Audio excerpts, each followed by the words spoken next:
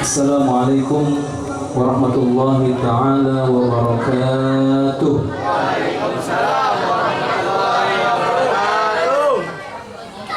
Bismillahirrahmanirrahim. Walhamdulillah wassalatu wassalamu ala Rasulillah Sayyidina Muhammad ibn Abdullah wa ala alihi wa ashabihi wa mawala. Wala hawla wala quwwata illa billah. Subhanaka la ilma lana illa ma 'allamtana innaka antal alimul hakim.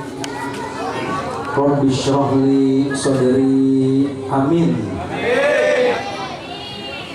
Wa yassir li amri wahlul 'uqdatam min lisani yafqahu qawli.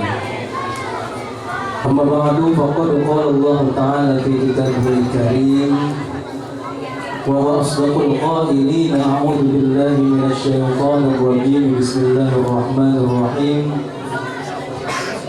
Subhanalladzi asra bi'abdihi laylan minal masjidil haram ilal masjidil aqsa alladzi barakna hawlahu linuriyahu min ayatina innahu huwas samiul basir.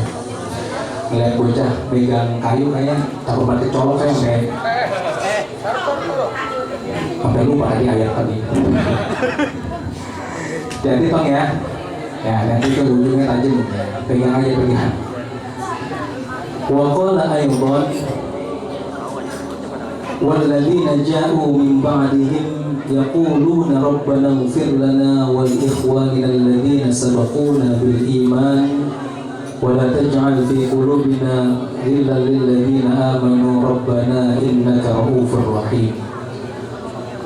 Wa qala aydan ya ayyuhalladzina amanu kutiba 'alaikumus shiyamu kama kutiba 'alal ladzina min qablikum la'allakum tattaqun. Wa qala an-nabi sallallahu alaihi wasallam idza jaa ramadhanu futihat abwabul jannah wa ghulqat abwabun nar wa suddifatish syayatin. Shadaqallahul azim wa sadaqa rasuluhun nabiyul habibul karim wa nahnu ala dzalika minasy syahidin wasyakirin walhamdulillahi rabbil alamin. Hadratul mukarramin wal muhtaramin, al mukarramat wal muhtaramat yang sama-sama kita hormati dan kita muliakan, segenap para sepuh. Kata orang begitu, iya paling saya kenal nama orang. Emang dari mana bang? Dari Gondrong. Oh ya, kalau kita minta antri ojek mereka pada mau ya? Emang apa? Nah iya kumpul. Minta diantrin ojek sampai Gondrong. Palanya botak. Sampai kiamat ke Gondrong. Begitu ya. Nih di tempat saya nggak ada acara yang sampai malam ini, sampai malam segini. Paling malam banget jam 10. Kalau lebih dari jam 10, jamaah pada bubar dewek, harus ada. Makanya tadi saya ngikutin jam yang ada di Gondrong. Saya udah ketar-ketir di Gondrong tadi hujan deras jam 8:30. Kalau saya berangkat jam 9, waduh, yang ada tinggal panggung saya. Ngomong sama sampah saya. Makanya saya berangkat tadi terpaksa ya. Saya ini kagak taunya, masya Allah doain saya tidur ngomongin. Ampun, tapi insya Allah mudah-mudahan saya gak kehilangan materi. Soalnya hari ini kayaknya banyak betul ya. Ditambah lagi memang kebetulan bulan ini adalah bulan kesempatan orang-orang tua kita ini, sama kayak begini, kesempatan kita untuk membagi pahala untuk orang-orang yang sudah lebih dahulu mendahului kita. Makanya kalau lihat tema di atas, saya mau mulai dari haul dulu dah. Haul atau memperingati atas meninggalnya seseorang yang kita cinta. Ibu-ibu, adik-adik, dan saudara-saudara saya yang saya muliakan, ini saya mau pelan-pelan aja, yang tidur nggak usah dibangunin, umpetin aja HP-nya. Yakin, kalau perlu lus-lus tuh, HP-nya handphone gitu ya. Giliran kaget dibangun, HP gua mana? Orang banyak, itu kan dia mau duduk kita kan begitu. As-salafun as-shalihin orang-orang soleh dahulu, serius nih saya ini ngomong ya, orang-orang soleh dahulu, para ulama kita itu memaknai atau memberikan arti dunia yang sekarang ini kita tempati dengan dua arti. Jadi dunia menurut ulama kita terdahulu itu dimaknai dengan dua arti. Arti pertama itu diambil dari kata danaya dunungun yang berarti singkat, bentaran kalau orang kita mau bilang. Jadi dunia itu durasinya tidak lama tapi sebentar. Lalu yang kedua, ulama kita juga memaknai dunia yang kita tinggali ini dengan kata daniun yang berarti hina atau tercela. Nah, kita yang memahami dua kata tadi, sebentar, singkat, dan terhina, itu kalau kita lihat dua-duanya maknanya kurang cakep buat kita, bener nggak? Sebentar doang buat apa sih, kan begitu? Sama kayak bocah nih, anak-anak kita nih, adik-adik kita yang masih pada kecil, habis pulang sekolah biasanya mereka ngayap kalau zaman dulu ya. Kalau sekarang mungkin jarang ngayap, pegang HP, dikasih sama orang tuanya, tapi kalimatnya yaudah ibu kasih, bapak kasih, tapi bentaran ya. Itu bagi mereka kalimat itu kalimat yang menakutkan. Sebab pengennya itu mereka main HP tiba-tiba udah kiamat begitu. Lama begitu maksudnya. Tapi kalimat bentaran ini sebentar singkat itu menjadi momok yang menakutkan, karena memang segala hal yang sifatnya sebentar itu kurang baik. Apapun itu. Lalu yang kedua, daniun, hina. Dunia yang kita tempati ini merupakan pusatnya kehinaan menurut penilaian Allah Subhanahu wa Ta'ala. Makanya dulu di dalam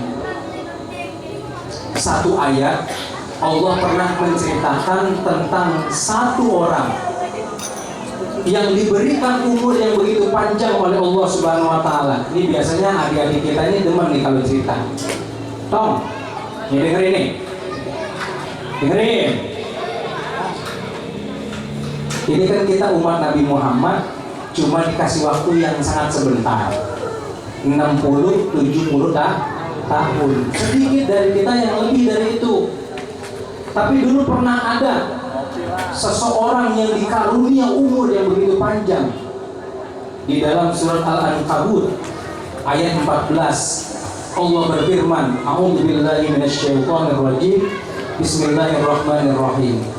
Walaqad arsalna Nuhan ila qaumihi falabitha fihim alfasanatin illa khamsina aman. Kata Allah, sungguh dulu pernah kami utus seorang nabi yang bernama Nuh. Falabitha fi qaumihim, lalu Nabi Nuh ini, kata Allah, Nuh ini tinggal bersama kaumnya itu alfasanatin illa khamsina aman, selama 1000 kurang 50 tahun. 1000 tahun kurang 50 tahun. Ini saya mau nanya, kalau 1000 tahun kurang 50 tahun berarti berapa umur Nabi Nuh? 950 tahun. Meskipun dalam ayat ini ulama juga banyak berbeda pendapat. Ada yang bahkan yang mengatakan umur Nabi Nuh itu bukan hanya 950 tahun, tapi ada yang nyampe mengatakan 1200 tahun. Lama apa kagak? Umuran orang kita, seumpama dikasih umur sebegitu lamanya, kan dikasih 70 tahun tuh. Kita nih sedikit yang lebih dari 70 tahun. Seumpama orang kita dikasih umur segitu, kita yang udah punya lesung pipi di usia 30 masih cakep dilihatnya, masih enak dilihatnya lesung pipinya. Naik dikit 40 tahun udah rada kendor. Kalau udah usia 60 tahun itu lesung pipi bukan cuma di pipi, seluruh badan. alias peot. Nabi Nuh 950 tahun ya. Bangsanya orang kita udah bosan hidup di dunia, apalagi cucu, anak cucu yang pada nungguin. Ya mak, kapan sih mati? Ini yang tahu begitu kali ya? Emang begitu orang kita mah. Lah, kira mana dia? 950 tahun. Makanya ketika Nabi Nuh alaihissalam selesai masa hidupnya di dunia, dan didatengin teduh sama malaikat maut, malaikat Israel. Saking panjangnya umur yang diberikan Allah kepada Nabi Nuh, itu Israel kagak pakai manggil namanya ya Nuh, tidak. Dikatakan di dalam satu kitab, datang ja'a malakul mauti ila Nuhin, datang malaikat maut ke Nabi Nuh. Tumma kemudian berkata, ya awwalal anbiya'i umuran. Nih momentum kayak begini kita perlu jadikan pelajaran. Jangan sampai kita berlama-lama duduk sampai malam betul tidak ada yang kita bawa pulang. Tadi sebelumnya guru kita ya, Sedama Dewi sudah menyampaikan nasihatnya. Apalagi ini menjadi tawakuf ya. Ya, berhenti sementara atau apa bahasanya ya kalau tawakuf itu? Penutupan sementara. Maka kali ini menjadikan momentum biar supaya kita pulang bawa bekal. Apalagi besok sudah mau masuk bulan Ramadan. Lanjut. Kata malaikat maut manggil Nabi Nuh, ya aqwalal anbiya'i umuran. Wahai orang yang diberikan umur yang paling panjang oleh Allah Subhanahu wa taala. Saking panjangnya umur dipanggilnya begitu. Wahai manusia yang paling panjang diberikan umurnya oleh Allah Subhanahu wa taala. Lalu melanjutkan itu. Kaifa wajadta dunya waladataha. Bagaimana engkau merasakan dunia dengan umur yang sebegitu panjang? Tanya malaikat maut. Dipikirnya enak kali hidup lama begitu kan dia. Apa kata Nabi Nuh setelah mendapatkan pertanyaan dari malaikat maut tadi? Wa qala, dan Nabi Nuh menjawab, kadarin lahababani. Wahai malaikat maut, aku itu dikasih umur 950 tahun, itu seumpama rumah yang memiliki dua pintu. Ini kan kita nih dikelilingin sama rumah nih. Yang di sini pintu depan, di sono ada pintu belakang. Kata Nabi Nuh, kadarin lahababani. Itu seumpama rumah yang memiliki pintu. Dakhaltu min ahadihima wa kharajtu min al-akhar. Aku masuk lewat pintu depan, lalu kemudian aku keluar lewat pintu belakang. Umumnya orang kita nih, kayak rumah kayak begini. Seumpama kita masuk dari pintu depan, lalu kita keluar lagi dari belakang, berapa puluh menit nyampe di sono? Hah? 10 menit. Itu rumah apa lapangan GBK itu? Ini kayak umumnya gini. Kita masuk dari pintu depan, nggak ada hajat dari dalam rumah, lalu kemudian kita menuju pintu belakang. Berapa waktu yang kita butuhkan dari pintu depan ke pintu belakang? 10 detik misalnya. Itu juga rumah udah gede banget 10 detik. Beda rumah kita mah, nggak kayak rumahnya Ramadhani. Nia Ramadhani belum lama dikabarin, Nia Ramadhani tersesat di rumah sendiri. Coba itu, saking gedenya rumah. Sebelumnya lagi, itu berita penting banget lagi. Nia Ramadhani tidak bisa buka salak. Makan aja sekulit-kulitnya. Kalau susah, ini nggak percaya, kurang update guru kita ini. Kayak begitu kata Nabi Nuh. Aku diberikan umur 950 tahun. Itu umpama rumah yang punya dua pintu. Aku masuk dari pintu depan, lalu aku keluar dari pintu belakang. Enggak lama. Tidaklah. Padahal usianya 950 tahun. Ukuran kita lamanya bukan main. Tapi menurut Nabi Nuh yang merasakan sendiri, lah perasaan kemarin saya masih muda kok tiba-tiba udah didatengin malaikat Israel. Benar mendapatkan keriduan dari Allah Subhanahu. Karena itulah yang menjadi tujuan kita hidup di dunia ini. Jangan sampai, kata Sayyidina Umar, kalau kita sudah tahu besok waktu kita sudah habis, ini mas saya mau ngomel-ngomel ke yang paham aja dah, sama yang udah pada gede, biarin dah yang kecil mah, biar berbahan-bahan. Tidur.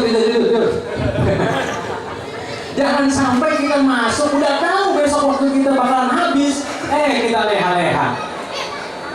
Ini kita jadikan pelajaran nih. Nabi Nuh yang diberikan umur yang begitu panjang, sekarang udah habis masanya. Nabi Muhammad yang begitu hebat, menurut Allah udah habis juga beliau masanya. Tapi PR kita dari sepeninggalan guru kita almarhum Ustaz Sufyan atau panutan kita Nabi besar Muhammad SAW, sebagaimana diajarkan oleh Al-Quran. Dulu ketika tersiar kabar meninggalnya Rasulullah SAW, banyak sahabat yang gak percaya.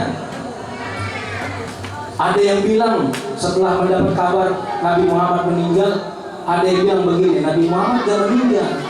Nabi Muhammad itu cuma diundang oleh Allah untuk diajak berbicara, seperti halnya dulu pernah terjadi oleh Nabi Musa alaihissalam. Paling 40 hari beliau berangkatnya, entar juga kembali, kata sahabat yang lain. Beda lagi ketika Sayyidina Umar bin Khattab. Dalam sejarah kita sudah tahu siapa Umar bin Khattab. Jangankan manusia, setan iblis pun takut segan sama beliau. Sayyidina Umar lewat dari mana? Dari pinggir sana tuh. Iblis keluar dari sini melihat Sayyidina Umar, nyari gang lain ya. Saking takutnya sama Sayyidina Umar. Orang-orang Arab itu hobinya salah satunya berburu.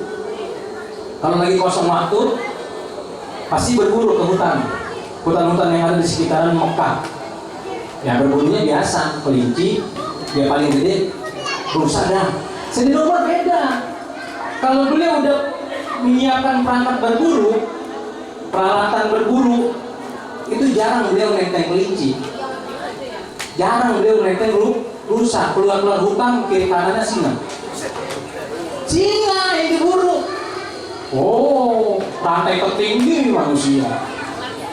Ya, itu dari fisiknya itu kelihatan bahwa bagaimana hebatnya Sayyidina Umar.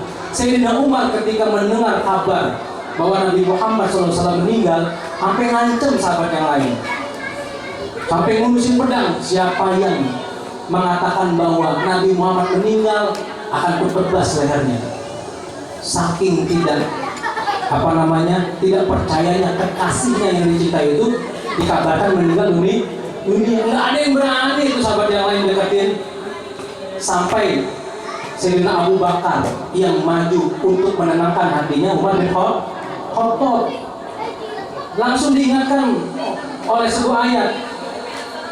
Dalam ayat ada wa ma Muhammadun illa rasul qad khalat min qablihi rusul. Wahai Umar sahabatku, Nabi Muhammad ini bukan apa-apa, beliau itu cuma utusan.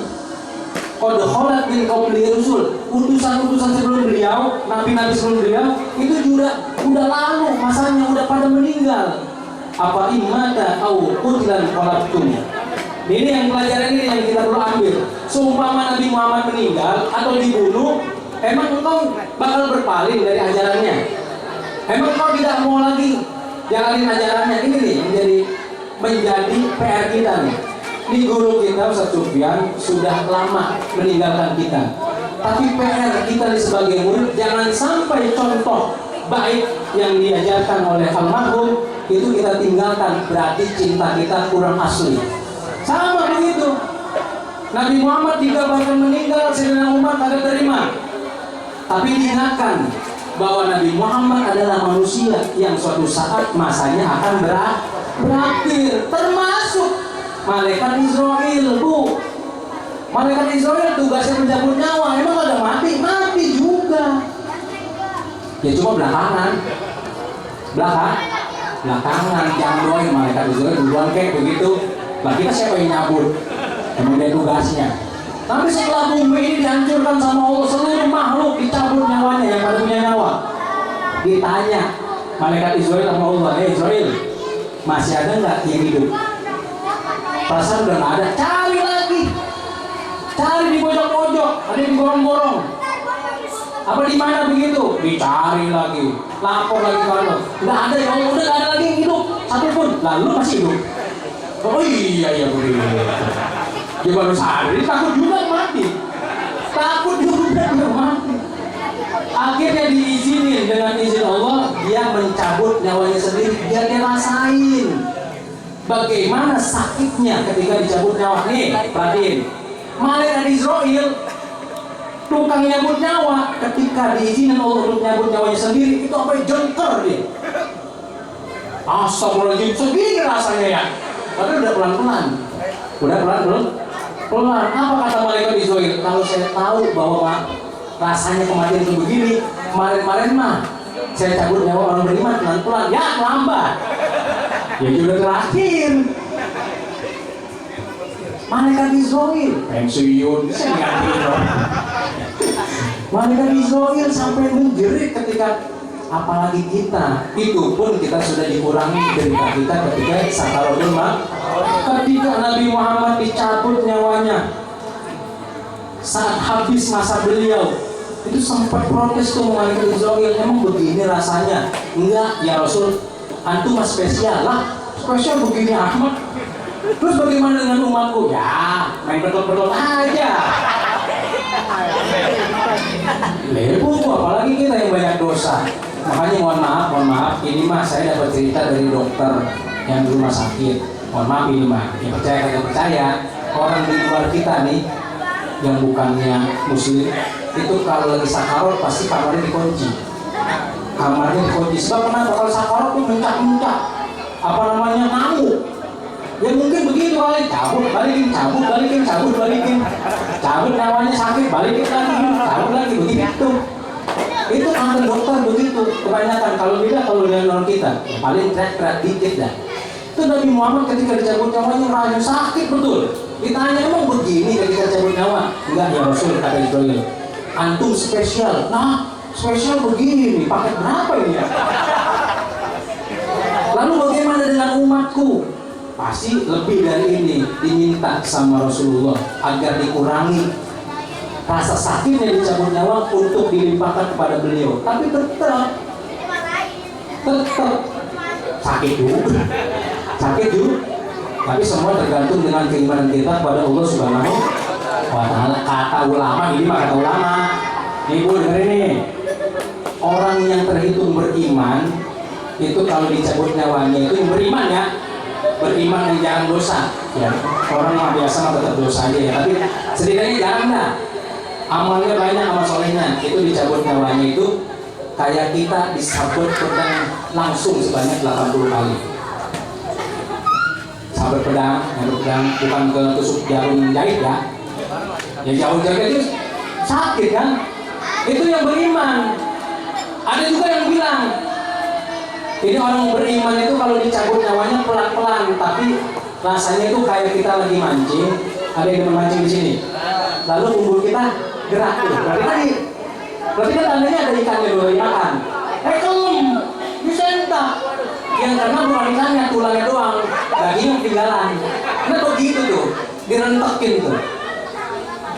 Rasanya sakit ketika dicabutnya nyawa. Makanya tadi perlu kita banyakin modal bekal biar masuk kubur nanti kita betul-betul siap untuk bertemu dengan Allah, siap untuk bertanggung jawab apa yang sudah kita amalkan di dunia. Iya, ikutin dulu kita. Terus saja ikutin nih. Kalau saya kenal beliau mah, saya kalau orang gondrong sama orang Kosambi kagak kalah ngomong. Saya begitu ya. Waduh, tapi seru. Jadi kalau di sana udah kayak mau saya ini. Dan misalnya ya. Itu ya.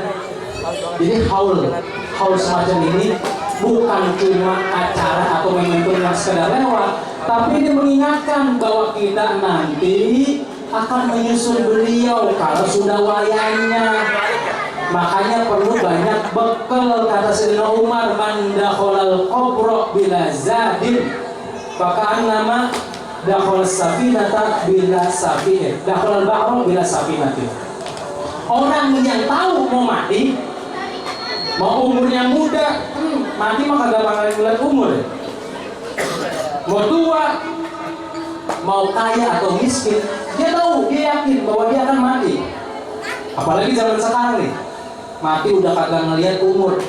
Banyak kan yang muda pada mati duluan. Benar nggak? Yang mati lagi ngetrek, yang mati lagi ngejam di tengah kereta. Ini macam-macam mati mah. Ada orang yang ngupil mati.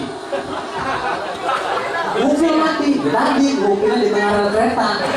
Pasca ngupil, ya lewat nggak tahu dia kan begitu. Intinya bisa semua bakalan mati ya. Oh saya masih muda. Orang tetangga saya udah 70 jadi duluan dari kagak juga. Enggak juga. Oh dia mau presiden atau saya sama menteri misalnya, mau rakyat dulu, enggak juga. Kalau udah wayanya, la yastakhiruna sa'atan wa la yastaqdimun. Kematian itu nggak bakal bisa dimajuin, dimundurin, ingat. Makanya dulu, dan kematian itu bisa datang dimanapun kita berada. Nggak mesti kita lahir di Kosambi lalu kita meninggal di Kosambi, enggak. Dulu pernah terjadi sama pembantunya Nabi Sulaiman. Nabi Sulaiman ini kan kita tahu Nabi berpangkat raja. Pasukannya banyak dari kalangan manusia, jin, bahkan angin atau awan sekalipun. Raja terkaya, orang terkaya sekarang ini yang punya mobil Porsche apa sih? Porsche. Yang sport itu apa namanya? Porsche apa Porsche? Atau yang punya Microsoft itu siapa sih? Bill Gates ya? Bill Gates ya? Dia punya Microsoft, katanya dia orang terkaya, katanya saya tahu, belum pernah lihat duitnya sih. Kalau di dalam data orang-orang terkaya itu 1 bulan yang lalu itu pas yang ngidip dikit, siapa tahu ke cipretan gitu. Bill Gates itu punya kekayaan hampir 2, sekian ribu triliun. 2, sekian ribu triliun ya, triliun. Kalau miliar udah kagak ada ini kan, kagak ada bandingannya karena 1 triliun aja itu bisa 1000 miliar. Ini 2000 ya, 2000 koma gitu ya. Umpama duit dia diambil 1 miliar buat dibeli cendol, kalau ini Kosambi. Kalau nggak cendol, ya 1 miliar buat beli cendol. Itu Bill Gates yang 2000 triliun menurut data. Kalau dibandingkan dengan kekayaan Nabi Sulaiman alaihissalam, itu Bill Gates cuma punya kekayaannya cuma 6% dari kekayaan Nabi Sulaiman. Nah, kaya banget berarti itu Nabi Sulaiman. Makanya zaman sekarang itu harta peninggalan Sulaiman lagi dikejar banget itu, termasuk Palestina. Katanya di situ di dalam Masjid Aqsa ada harta peninggalan Nabi Sulaiman. Orang berjibun kalau kata kita mah. Kalau hartanya Bill Gates yang punya Microsoft itu cuma 6% dari kekayaan Nabi Sulaiman, betapa kayanya Nabi Sulaiman. Nah, Nabi Sulaiman pernah kedatangan tamu. Dengerin saya cerita nih. Nabi Sulaiman punya pembantu. Ya, pembantu. Kedatangan tamu. Ngetok-ngetok, tapi kalau pakai salam. Pas dibuka, bukannya nyapa, tuh tamu ngelotot. Kayak orang kaget begitu, udah muka serem, udah kagak pakai salam, badan tinggi. Ini si pembantu takut, bertanya, nyari siapa Pak? Sulaiman. Ngomongnya Sulaiman begitu aja, waduh. Raja gua nih dipanggil ngomongnya asal begitu aja lagi. Ya udah sebentar Pak, saya panggil. Nabi Sulaiman dipanggil, lalu disuruh duduk di ruang tamu. Di situ ngobrol dengan Nabi Sulaiman sambil diintip sama pembantunya tuh. Nabi Sulaiman kan tinggalnya di Palestina, ya, yang sekarang masih Kafir itu. Ngobrol sama tamu itu, pulang tuh tamu. Lalu dia kepo, bertanya sama rajanya, wahai Raja Sulaiman, Nabi Sulaiman, itu tadi sebenarnya tamu siapa? Kok datang kagak pakai salam, giring dibuka pintu, melotot begitu aja? Kata Nabi Sulaiman, tamu yang lagi keheran itu dia. Tahu nggak tahu bahwa itu adalah malaikat Israel yang berwujud manusia. Lah, ngapain dia? Dia juga bingung ngapain kemari, kan begitu. Dia nanya sama Nabi Sulaiman, ini saya lagi bingung. Saya ada jadwal nyambut nyawa. Bill dilihat namanya lah pembantu gua ini. Lah bingungnya apa? Kan tinggal dicabut. Enggak. Masalahnya dalam waktu sekian menit lagi dia meninggalnya bukan di Palestina, tapi di India. Dia lagi di Palestina, tapi jadwal matinya di India. Padahal tinggal bentar lagi, cuma sekian menit doang. Sedangkan antara Palestina dengan India itu antar negara. Dulu mah kagak ada pesawat yang mungkin perjalanan bisa ditempuh berbulan-bulan ke sana. Belum tentu sanggup gitu ya. Yang udah biasa begitu. Sama. Bukannya matinya bagus, mati sengit begitu. Kalau tahu kita bakalan tidak lama di dunia. Makanya banyakin bekal amal soleh, khususnya ini karena tawakupan. Ini benar-benar saya mau bahas semua ya. Jam 3 ya, sampai jam 3. Usah dah. Ini baru tawakupan, ini baru haul ini. Ini belum kelar saya ini. Capek saya ini. Ya emang lagi banyak barengan, emang lagi pada roahan ya. Kalau di sini sama roahan ya. Ya. Ngirim-ngirim pahala dari bacaan-bacaan kita, ngundang tetangga segala macamnya. Mudah-mudahan pada bulan Ramadan ini semua keluarga kita yang telah mendahului kita, khususnya guru kita ini, diberikan ampunan oleh Allah Subhanahu wa taala. Amin ya rabbal alamin. Aduh, saya capek. Ya. Haul. Yang kedua udah habis ini saya gak berlama-lama terkait dengan Isra Mi'raj. Ini kita sudah banyak tahu dari guru-guru kita peristiwa dahsyat yang terjadi sama baginda Nabi Shallallahu Alaihi Wasallam. Dari sekian banyak mukjizat Nabi, dari sekian banyak hal-hal yang luar biasa yang terjadi sama Nabi, Isra Mi'raj merupakan ranking yang kedua. Mukjizat Nabi ranking yang kedua. Ini kalau kita kalau boleh ngerankingin ya, mukjizat Nabi peristiwa Isra Mi'raj itu peringkat kedua setelah Al-Quran. Al-Quran nomor 1. Ya, dari mana kita bisa ukur? Kok bisa diukur ranking dan segala macam? Ini memang ulama yang mengatakan. Ada Syekh Al-Ayyad di salah satu kitabnya dikatakan, mukjizat bisa diukur seberapa besar rankingnya itu dari pengaruh yang kita dapati sampai hari ini. Kalau kita bilang mukjizat Nabi Al-Quran nomor 1, pengaruh Al-Quran sampai saat ini masih kita rasakan. Orang banyak mendapatkan hidayah setelah mempelajari Al-Quran. Begitu juga dengan Isra Mi'raj, sampai saat ini tetap kita rasakan manfaat peristiwa Isra Mi'raj itu sendiri. Meskipun kalau kita hitung bulan, sekarang udah ujung bulan Sya'ban, bentar lagi masuk bulan Ramadan, tapi kok masih di Isra Mi'raj? Kan diperingati, itu berarti peristiwa Isra Mi'raj merupakan mukjizat yang besar juga kepada Nabi Shallallahu Alaihi Wasallam. Nah, apa ya? Berbicara Isra Mi'raj, memang menurut para ulama tidak bisa kita ukur dengan kekuatan logika. Ya kan sekarang ini kan sebagai pembelajaran bagi kita, Bu. Saudara-saudara, woi. Waduh, udah agak fokus ini. Bisa salah udah. Ya, kan baik. Oh, belum makan ini. Belum makan. Atau tadi pas membuka, salamnya melemes banget ya. Saya pantul. Anak raja menangkap balang. Balangnya terbang sampai Pandeglang. Kedengaran lemes saat menjawab salam. Roman-romannya belum makan malam. Saya ulangi ya. Assalamualaikum warahmatullahi wabarakatuh. Waalaikumsalam. Berarti itu saat penutup saya nih. Ya. Jadi Isra Mi'raj tidak bisa diukur dengan logika. Kalau orang-orang sekarang itu yang mengingkari terjadi Isra Mi'raj, mana mungkin kan begitu? Mana mungkin perjalanan yang begitu jauh hanya ditempuh dengan yang begitu singkat? Ada yang mengatakan saat Rasulullah berangkat Isra wal Mi'raj, kemudian kembali, tempat duduknya masih hangat. Tempat di mana beliau duduk masih hangat. Berarti kan beliau perginya kagak lama, benar nggak? Woi. Nih, ini kan udah hampir berapa jam duduk di sini.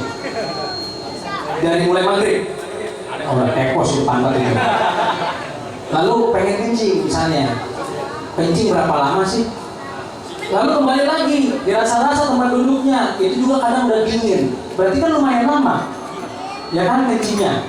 Nabi Muhammad kagak.